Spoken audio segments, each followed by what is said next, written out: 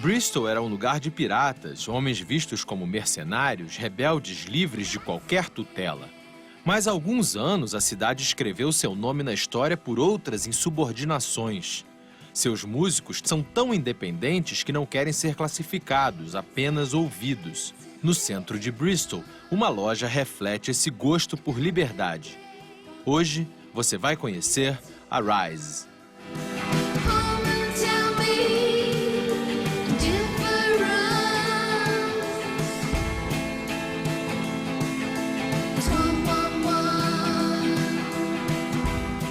We really pride ourselves on being able to welcome lots of different types of people, and that's what Bristol, historically, culturally, that's what it's all about.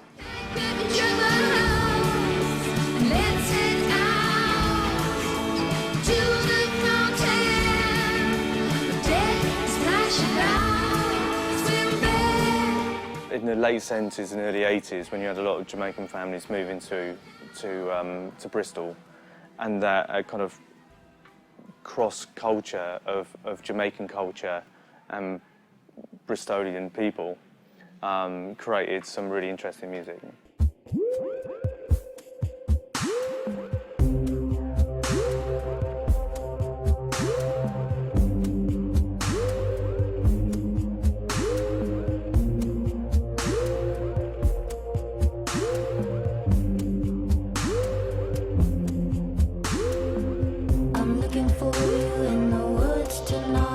Someone like Pinch or Joker, the dubstep guys, whether it's Ronnie Size or Crust and Die, or whether it's Massive Attack, Tricky, Portishead. You know, I think there's that is when stuff happened in the late 70s, early 80s. Yeah. He sees in front of him a smashed up waste ground. There are no fields and trees, no blades of grass, just unburied ghosts of air hanging in the wire. PJ Harvey, who's not quite from Bristol but is a bit. It was crazy to just see someone who, you know, who was playing guitar, who was really asserting femininity and was still a very strong character. And the music was always very experimental. There are no trees to sing from, Walker cannot hear the wind. I have to mention Portishead, and I was really just, I suppose, Beth and the way she delivered her music, and just seeing a strong female in the industry is always a good thing.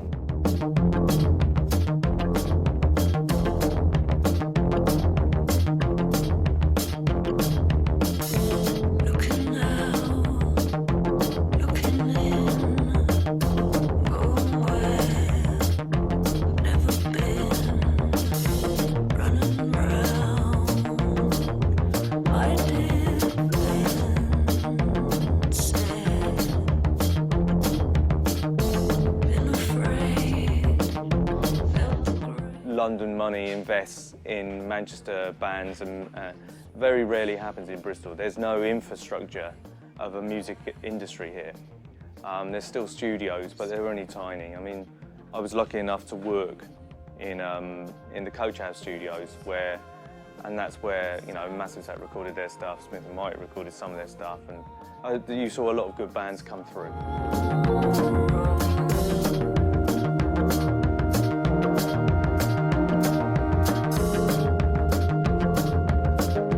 In terms of Bristol albums, I mean, I think Portishead's debut album and Master Attack Blue Lines and also Protection are great albums. I loved them before I moved to Bristol.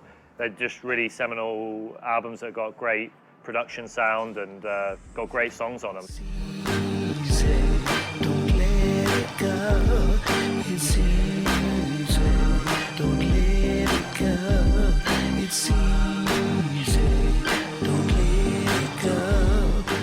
And I think what Massive Attack really did was about soul music and reggae music, and what we did was kind of slightly more kind of, you know, soundtracky, I don't know, psychedelic.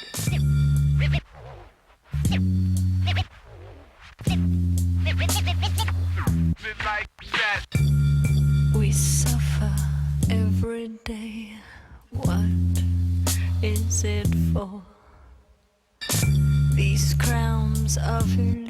illusion of fooling us all. And now I am. Well, Portishead started over 20 years ago as a band. There are three main members, myself, Adrian Utley, and Beth Gibbons, who's the singer. Adrian didn't grow up in Bristol, but has lived here since the 80s. Beth grew up in Devon and has lived here since the 80s as well. So we're all well Bristolised. Of our fight, it's just a dream. We've crushed everything I can see. And this morning. The first time I worked with Portishead was on a short clip that they were signed to Universal at the time. They needed something for a conference that announced the new album, and this is in 2006. So we made a really heavy VHS-laden clip that kind of was a countdown in time from when they began until '98 when they disappeared. I saw a savior, come my way. I thought I'd see it, the cold light of day. But now I feel. I think my favourite video with Portishead would be the Machine Gun video we did in Berlin. We were asked to do a special clip for the German market, and we went to Berlin and chose a location. And when we was there doing a show, we went out for the day and did a one-off live version of Machine Gun in a huge derelict brewery.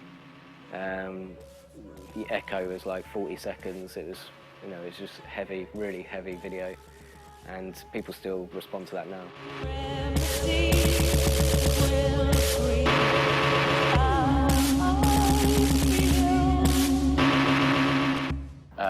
Tricky's debut album, like when I grew up, that was a really amazing album. It just didn't really sound like anything else, and quite exotic sounding and kind of odd. So I was really into that growing up. And when you walk, see your preference. No need to answer till I take further evidence. I seem to need a reference to get residence. A reference to your preference to say I'm a good neighbor. They're three very different things, but I suppose once one becomes popular, other people want to hear what the rest of the music comes from in the city, you know.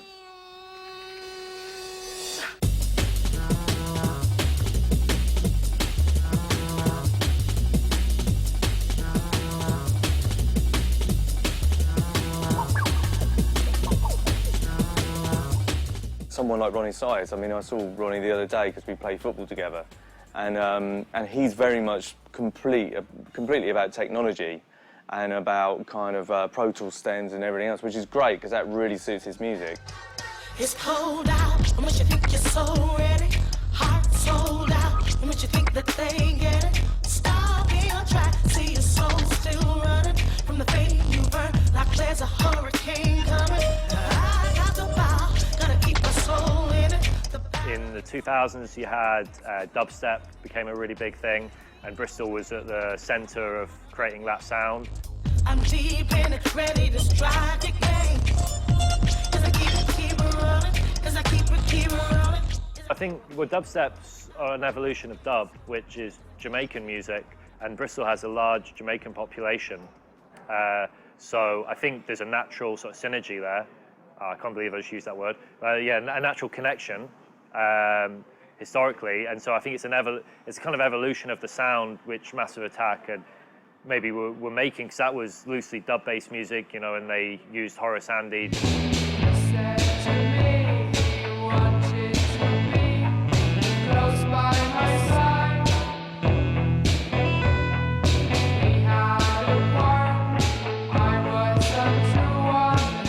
And there's some really intelligent dubstep stuff coming out, and even people like Skittles. I mean, I don't know how much rep he has in England, but I still think his stuff is reasonably well informed.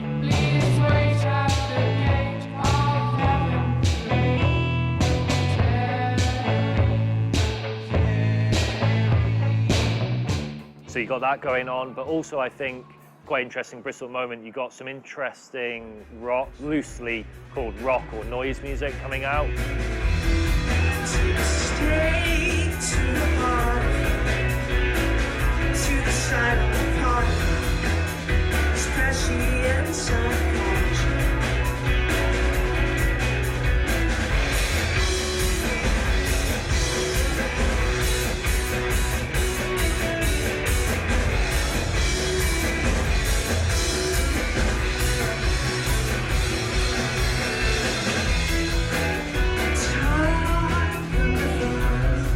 There are some great bands in Bristol, and I think one of the reasons why you get so many distinct sounds, I mean, you've got like the sort of electronic side, which is, you know, famous worldwide, but then there is lots of sort of guitar bands and that sort of thing.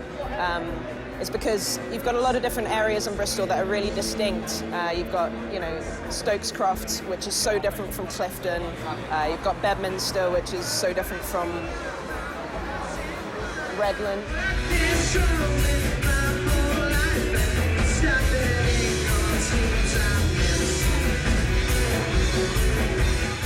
There's a lot of bands that are kind of associated with the shop because they come in a lot and they're good customers and they come to the in-stores or they've played here in the past.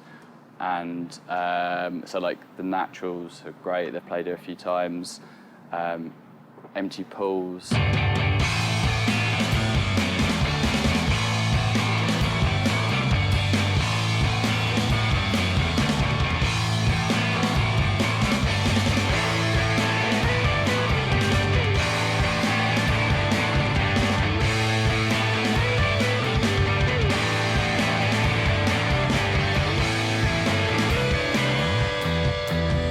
Clean skin sister, you wanna be in control. You wanna send up a siren's call. I think it's quite important in record shops that you kind of maybe play and suggest things that customers might not have heard of. You know, you never know, you can't like tell by looking at someone what they're into, and nor should you. But like, I like the idea of trying to somehow weasel my favourites so they become their favourites one day.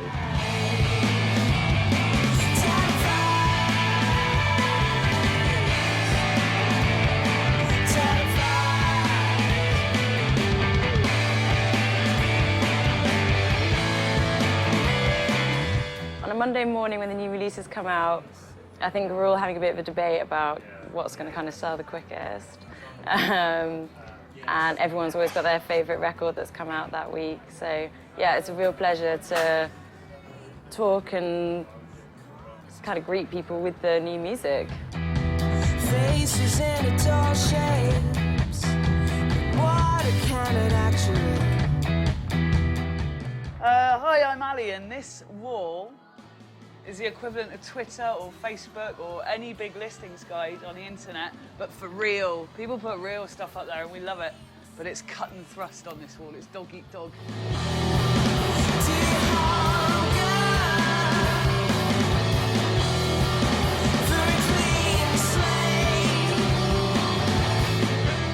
It's always been, from day one, we've always wanted to have lots of events, and it's to do with the overall thing of making the shop exciting and like an experience for the customer, because I think part of why people maybe get a bit bored by general retailers is that it's not much of an experience going to shop. You see the same products, same price, it's boring, you know, and so the in-stores are a big part of us making an experience of the shop and connecting with the customer.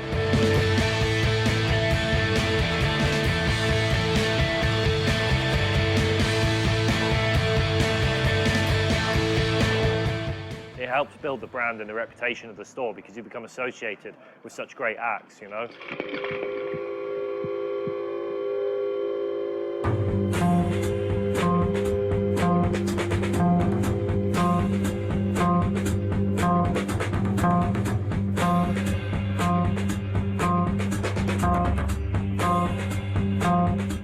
Beak played here on an in-store on Record Store Day. I mean, you know, because of the independent nature of these shops, like I said, as a label and as a band, you have to support, and that because you're desperate for their support back. So that's what it's kind of. They have record store day and they have lots of local bands and major bands and so on.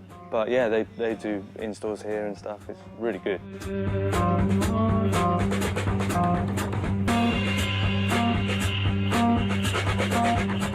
It was so easy to work with Beak because they're such a talented band, and they're also not. They don't have big egos.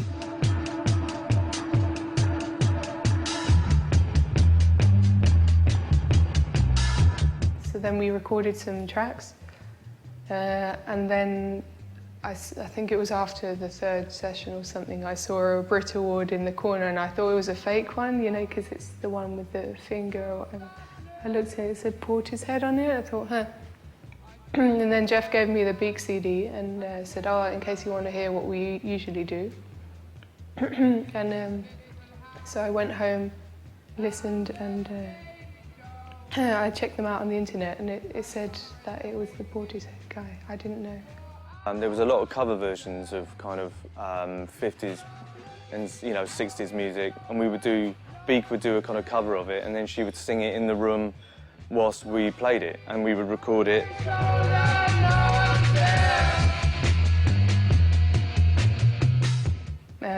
So we'd all come in with suggestions of something we could mess with, and then I'd check it out on YouTube quickly and try and push Matt off whatever he was on the internet. Print out the lyrics, and then we'd have a look, and that was it. And then we'd try it once and record it 3 times, and we'd always pick the first one. It's just a nice way to record, you know. So much recording now is this painstakingly refined editing of everything, and I think it strips music of soul, and so we like to do stuff that's just really rough and ready.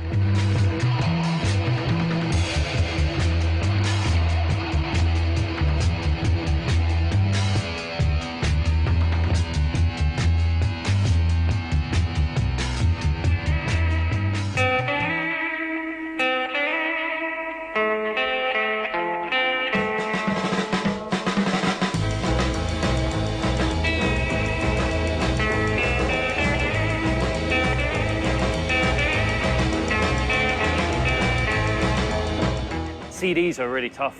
You know, sales of CDs in the last 5 years in the UK have almost halved, and vinyl's still, as a percentage, a very low percentage of sales. But as we're quite specialists and a niche retailer, we do very well with it.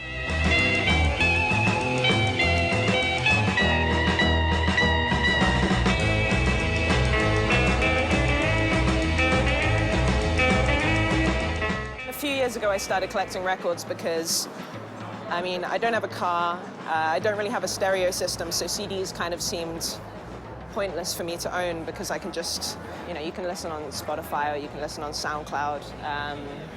So having a vinyl collection, it feels a lot more special.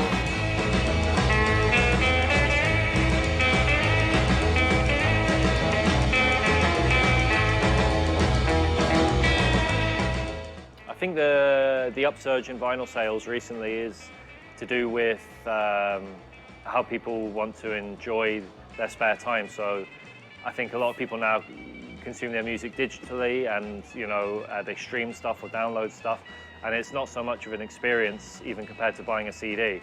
So I think vinyl is like people buying more vinyl is a reaction to that. So they want to get a little bit closer to the music and feel a closer connection with it.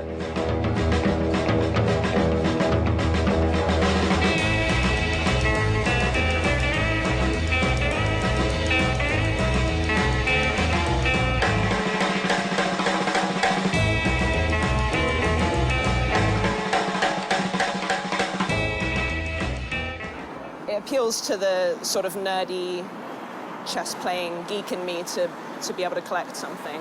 Speaking to labels, when labels come to the shop and they see the shop, and artists come to the shop as well and see what we do, they see how important it is and how good it is, and they want their music sold there, and that's really, really good. And I wish that more artists and more labels could come to the shop and see.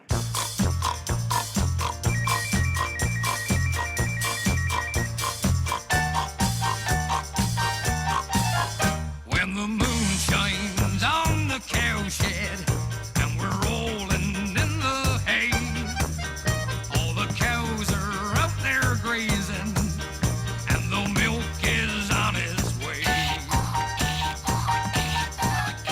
really wanted to be somewhere that I knew supported like the independent businesses in Bristol. Hugely. We work really closely with Rise and other record shops, you know, in the area, because you have to. I mean, you know, you have to support each other, really. You have to, or else, you know, you just can't expect records to sell themselves anymore, you know. With the smell of rabbit stew, when the breeze blows across the farmyard, you can smell. You know, because I think sometimes people have a perception of an independent record shop being, you know, like a dusty, small place or whatever with one guy behind the counter, whereas here it's a lot more inclusive and we have so many different types of customers come in the shop. But yeah, so it's great to know that you got the support of, you know, a really important local artist and label like Beak and Invader. I am a cider drinker. I drinks it all of the day. Yeah, I love it. I love like all the vintage stuff. It's all old school stuff you can't really find all the time on like mainstream stores. So I've got a big denim shirt, only £20, quite good. A belt for a boy, not for a girl, and a vintage headband.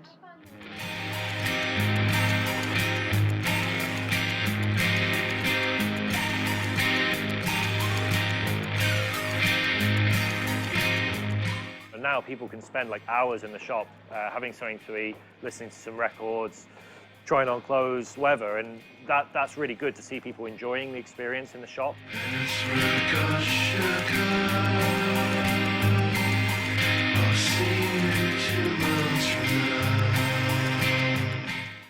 I'm mainly here for the music. I'm not here for the coffee.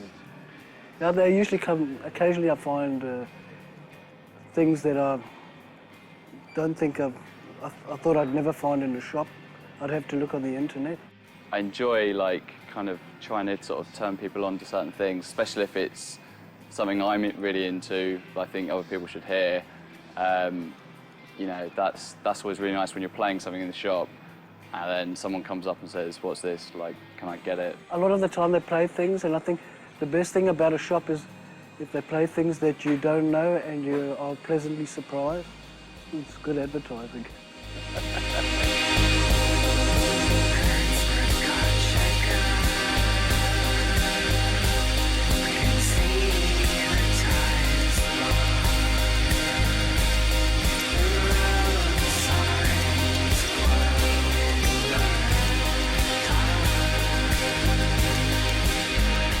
Bristol album, it would have to be the highly anticipated Oliver Wilde's debut coming out in July. Yeah, it's fantastic, it's beautiful.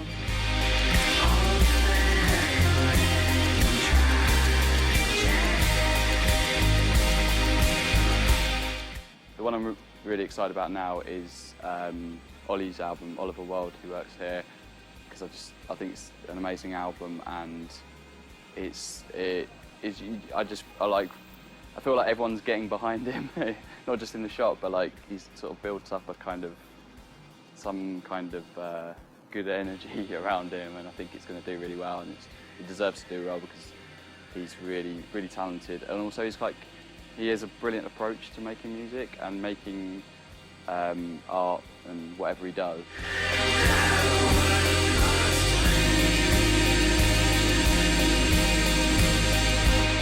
I mean, really into vinyl.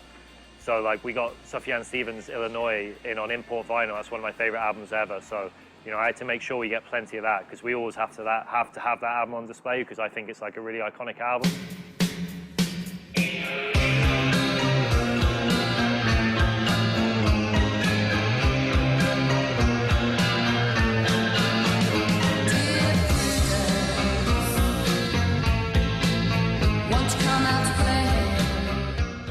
But it's that sort of obsession which I think is part of what makes the shop so good because we're really obsessive about keeping certain things in stock all the time. So in my opinion, a good record shop should always have, you know, Sgt. Pepper's, Revolver, Rubber Soul. If they're available, they should always be in on vinyl, you know?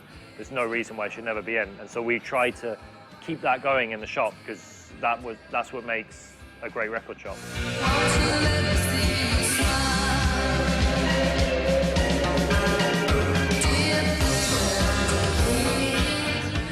A música de Bristol encontrou na Rise um lugar em que a diversidade local está muito bem representada. E assim, livre de rótulos, os artistas desta cidade prometem encher as prateleiras da loja com som da melhor qualidade.